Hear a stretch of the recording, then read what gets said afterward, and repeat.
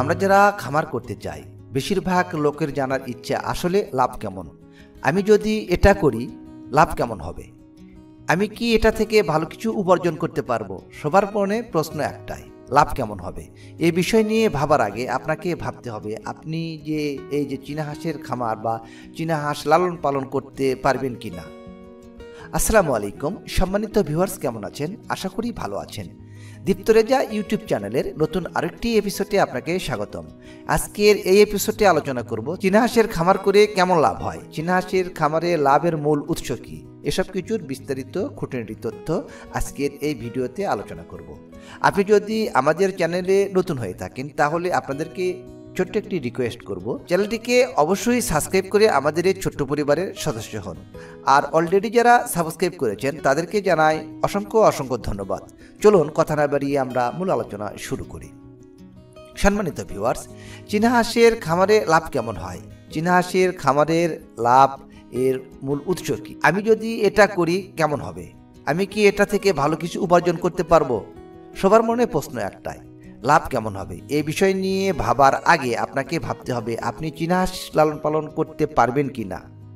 আর আপনি যদি এটাকে ভালো ডেভেলপ করতে পারেন সবার থেকে, এই চীনা হাঁস লালন পালন এটা আপনি যদি ভালো পরিচর্যা, ভালো প্রোডাকশন এবং বেশি বাচ্চা উৎপাদন করতে পারেন, তাহলে ধরে নেওয়া যাক যে আর 10 জন যে লাভ করবে আপনি তার থেকে বেশি লাভ করতে পারবেন। এটা খুবই সহজ, কিন্তু সবার মনে প্রশ্ন একটাই, আমি কি বেশি বেশি ইনকাম করতে পারবো কি না। তাহলে আমি তাদেরকে বলবো আপনি বেশি বেশি ইনকাম কিংবা চীনা হাঁসের খামার থেকে কতটুকু ইনকাম করতে পারবেন এটা না ভেবে আপনি যদি ভাবেন যে এই জিনিসটা আমার জন্য কতটা পারফেক্ট হবে, মানে এটা আমি কি করতে পারবো কি না সবার থেকে ভালোভাবে, এটা যদি নিয়ে চিন্তা ভাবনা করেন, এটা নিয়ে যদি আপনি ভাবেন, চিন্তা করেন, তাহলে নিশ্চিত আপনি অবশ্যই আরও 10 জনের চাইতে আপনি ভালো করতে পারবেন। কিন্তু এটা না ভেবে আপনি ভাবেন যে আসলে কত টাকা উপার্জন হবে, লাভ কেমন হবে, এ সমস্ত বিষয় নিয়ে ভাবার কোনো কারণ আছে বলে আমি মনে করি না। কেননা কারণ যেহেতু বাংলাদেশে কম সংখ্যক লোক হলেও চীনা হাঁস লালন পালন করছে, চীনা হাঁসের খামার আছে, তারা বাচ্চা উৎপাদন করে বাচ্চা বিক্রয় করছে, অনেকে মাংস উৎপাদন করে মাংস বিক্রি করছে। তাহলে তাদের তো লাভ না হলে এগুলো করতো না, লাভ না হলে তো এগুলো বাদ দিয়ে দিত।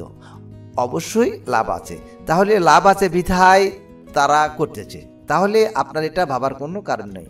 এটা থেকে লাভ করা যাবে কি না, কতটুকু লাভ হবে, কতটি হাঁস দিয়ে, এটা নির্ভর করে সম্পূর্ণ আপনার উপরে। কারণ আপনি এটা কত ভালোভাবে করতে পারবেন সেটার উপরে আপনাকে লাভ লস নির্ভর করে।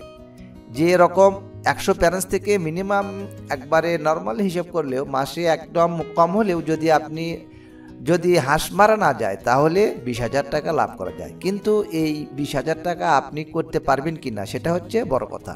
কারণ এই চীনা হাঁসের বাচ্চা উৎপাদন করতে অনেক কষ্ট হয়, অনেক হিমশিম খেতে হয়। চীনা হাঁসের বাচ্চা ফুটতে চায় না মেশিন দিয়ে, আবার এই কি হাঁস অনেক সময় কুচেও নেয় না, অনেক সময় হাঁসের দিতে বসতে চায় না, মুগরি দিয়ে ফুটলেও মুগরি ধৈর্য হারা হয়ে যায়, এতদিন বসে থাকতে চায় না। তাহলে নিশ্চয়ই অনেক ক্যাপাসিটি অবলম্বন করে, নতুন কৌশল অবলম্বন করে আপনাকে এই সেক্টরে টিকে থাকতে হবে। তো এগুলো আপনি যদি করতে পারেন এটা হচ্ছে বড় কথা। সম্মানিত ভিউয়ার্স, এগুলো যদি আপনি করতে পারেন, সব কিছু মেনটেন করে যদি আপনি এগুলো চালাতে পারেন, চীনা হাঁসের খামারে অবশ্যই আপনার লাভ অনিবার্য হবে, কোনো ভুল নেই, এবং ভালো অঙ্কের টাকা উপার্জন করা যাবে। কিন্তু পারবেন কি না এটাই বড় কথা।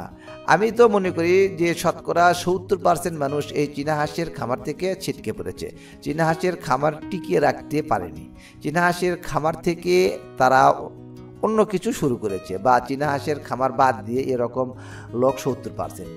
কেন, এর প্রমাণ আমি আপনাকে দিয়ে দিই। পুরো ইউটিউব প্ল্যাটফর্মে দেখবেন কেউ বর্তমান আপডেট কোনো ভিডিও নিয়ে হাজির হচ্ছে না, তার মানে নিশ্চয়ই তারা মাঠে নেই, আপডেট ভিডিও নিয়ে কেউ হাজির হচ্ছে না। তাহলে তো এই রিলেটেড ভিডিও কিংবা এই রিলেটেড খামার করছে কি না তা না করার পিছনে তো কারণ আছেই, সেই কারণগুলো আপনাকে খুঁজে বের করতে হবে, এটা সবচেয়ে বড় কাজ।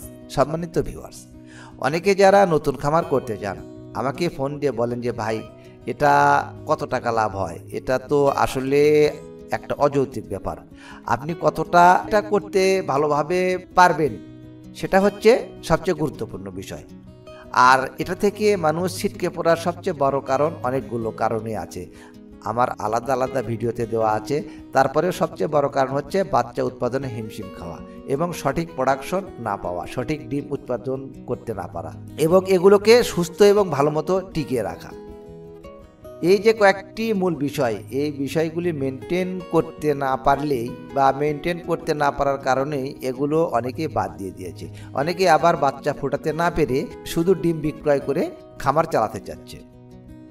তারা অচিরেই খামার বন্ধ করে দেবে, এরকম অনেক নজির আছে।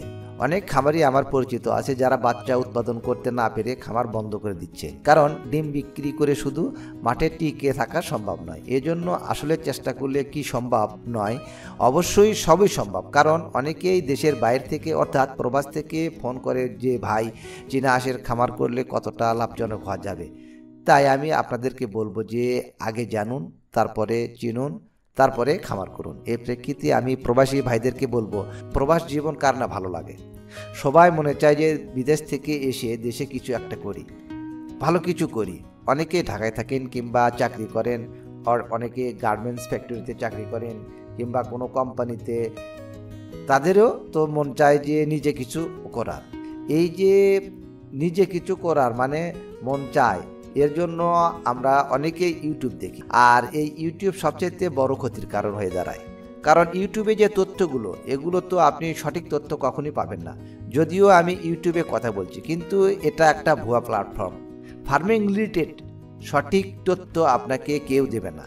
যেরকম আমার হাঁস কিন্তু প্রথমে অল্প ছিল, এখন আমার 100-র ওপরে হাঁস। তাহলে আমি যদি আমার যদি লসই হতো বা লসই থাকতাম, আর যদি আমি ভালো মতো এই ফার্মিংটা করতে না পারতাম, তাহলে তো আমি হাঁস বৃদ্ধি করতাম না। আর আমি আপনাদের দোয়া এবং উপরওয়ালার অশেষ মেহরবানিতে এখনও মাঠে টিকে আছি। নিশ্চয় আমার লাভ হচ্ছে, আমি তো লস দিয়ে আমি এগুলো করতেছি না। তাহলে আমি যে করছি, আপনি কি মনে করেন, আপনার কি যে মনে হয় যে আমি একদম সব কিছু সঠিক বলছি? আপনারা যদি মনে করেন যে আমি সব কিছু সঠিক বলছি, সব গোপন তথ্য আপনাদেরকে জানিয়ে দিচ্ছি, তাহলে আপনারা ভুল করবেন। কেননা কারণ গোমর একদম ব্যবসার যে একটা মূল মন্ত্র, সেটা আপনাকে কেউ বলে দেবে না, সেটা নিজে নিজেই অর্জন করে নিতে হবে।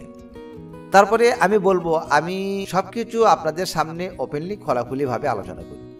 তবে আমি যেগুলো বলছি সেগুলো কি আপনি বিশ্বাস করবেন না। এজন্য আপনাদেরকে যাচাই বাছাই করতে হবে যে আমার কথা, আমার তথ্যগুলো কতটুকু সত্য, এগুলো সত্য কিনা। এজন্য আপনারা যদি বোকার মতো আমি যেটা বলি সেটা শোনেন, তাহলে আপনাদের সবচেয়ে বড় ভুল করবেন। শুধু আমারটা না, আরও 10 জন থেকে শুনবেন, আরও 10 জায়গা থেকে আপনি যাচাই বাছাই করে দেখবেন যে আমি কথাগুলো বললাম এগুলো সত্যটা কতটুকু। এজন্য আমি সবাইকে বলবো, ভাই কয় টাকা লাভ এর পিছনে না দৌড়িয়ে আপনি এটা কতটা ভালোভাবে করতে পারবেন এটার পিছনে দৌড়ান। আপনি নতুন কৌশলে এটাকে কতটা ডেভেলপ করতে পারবেন এটা নিয়ে ভাবুন, তাহলে ইনশাল্লাহ অবশ্যই আমি গ্যারান্টি দিয়ে বলছি ভালো কিছু করতে পারবেন, এতে কোনো সন্দেহ নেই। আর আপনি যদি এটা কতটুকু ভালোভাবে করতে পারবেন এটা না ভেবে আপনি যদি বিভিন্ন লোককে ফোন দিয়ে দেন বা বিভিন্ন লোকের কাছ থেকে শোনেন যে ভাই কয় টাকা লাভ হয়, কয় টাকা লাভ মাসে কত হয়, কতটা লালন পালন করলে কত টাকা হবে, এসব হিসাব নিকাশ আপনি কখনোই সঠিক হিসাব নিকাশ আপনি পাবেন না। কারণ আমি কয় টাকা লাভ করি এর একদম সঠিক যে একটা হিসাব, সেটা কিন্তু যদিও আমি জানি, মাঝে মধ্যে ভিডিওতে আপলোড দিই যে কত টাকা লাভ করি, কি সমাচার, আমি এই মুহূর্তে দাঁড়িয়ে কতটা লাভে আছি না কতটা লসে আছি, এই বিষয় নিয়েও ইনশাল্লাহ আমি একটা ভিডিও তৈরি করব। অনেক ব্যস্ততার কারণে আমি ভিডিও তৈরি করতে পারিনি, এজন্য আমি আপনাদের নিকট ক্ষমা প্রার্থী। সম্মানিত ভিউয়ার্স, আজকের এই ভিডিওতে আলোচনা করলাম যে একজন উদ্যোক্তা হতে গেলে বা একজন খামারি হতে গেলে, যে কোনো খামারি হোক না কেন, যেরকম আজকের আলোচনা করলাম যে চীনা হাঁসের খামারে কতটা লাভ, কয়টা পালন করলে কত টাকা লাভ, আর আসলে কি চীনা হাঁস পালনে লাভজনক না লস পোজে, আমার গোপন তথ্যগুলি আপনাদের মাঝে শেয়ার করলাম। আমাদের চ্যানেলে পশু পাখি পালনের ওপর এবং সেগুলোর সঠিক পরিচর্যা এবং সঠিক রোগের সঠিক চিকিৎসার ওপর অনেকগুলো ভিডিও আছে, প্রয়োজনে আপনি দেখে নিতে পারেন। আর আজকের ভিডিওটি কেমন লাগলো অবশ্যই তা কমেন্ট করে জানাবেন। আর ভিডিওর কোনো অংশে যদি আপনার বুঝতে কোনো অসুবিধা হয় তাহলে অবশ্যই কমেন্ট বক্সে কমেন্টস করবেন। আমি চেষ্টা করব আপনাদের প্রশ্নের উত্তর দেওয়ার জন্য। আজকের ভিডিও এই পর্যন্তই।